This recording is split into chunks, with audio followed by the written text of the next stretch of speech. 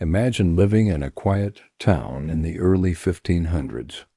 Life was tough, no modern medicine, food shortages, and hard work from sunrise to sunset. Now, picture this. One summer, hundreds of people in this town suddenly started dancing, and they just couldn't stop.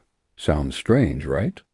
Well, this really happened in 1518 in a place called Strasbourg, now part of modern-day France, but back then part of the Holy Roman Empire.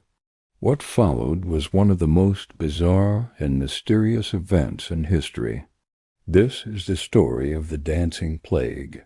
It all began in July of 1518.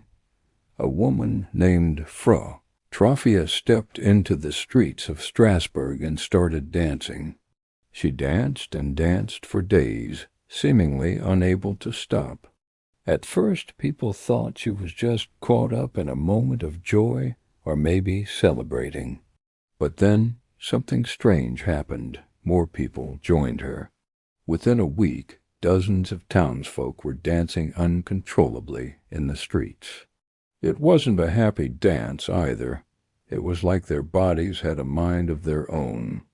They twirled, jumped, and moved without rest, even when they were exhausted or in pain. The situation grew worse. Soon, about 400 people were caught in this mysterious dancing mania. Some danced for days on end, collapsing from sheer exhaustion. Sadly, many even died. Reports say that some suffered heart attacks or strokes from the non-stop movement. It was a terrifying and confusing time for everyone.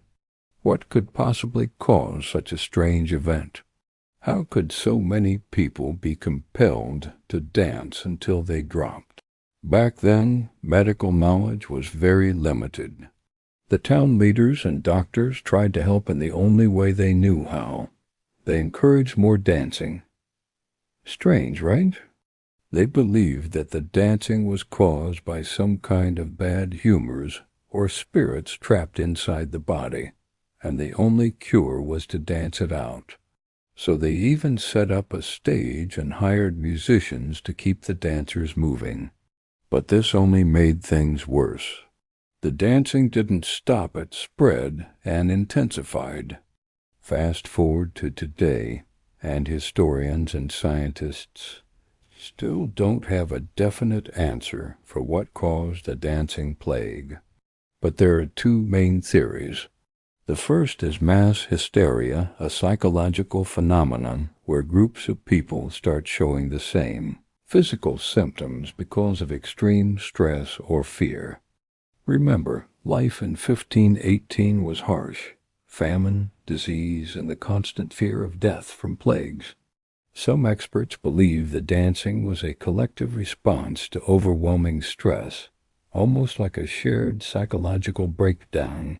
The second theory involves ergot poisoning. Ergot is a fungus that can grow on rye bread and produce chemicals similar to LSD. Eating contaminated bread can cause hallucinations, muscle spasms, and convulsion symptoms that might look like uncontrollable dancing. Some historians suggest that ergot poisoning might have triggered the strange behavior. Whatever the cause, the dancing plague of 1518 remains, a fascinating reminder of how mysterious and fragile the human mind and body can be. It shows us how communities can be deeply affected by psychological and environmental pressures, and how little we sometimes understand about sudden mass behaviors. In the end, the dancing stopped, but the story has lived on for centuries as one of the strangest episodes in history. A weird, wild dance that no one could explain. So next time you're out dancing for fun, be thankful you can stop when you want to. And remember, the dancing plague of 1518 is proof that sometimes history can be stranger than fiction. Thanks for watching. If you enjoyed this weird history story, don't forget to like and subscribe for more fascinating tales from the past.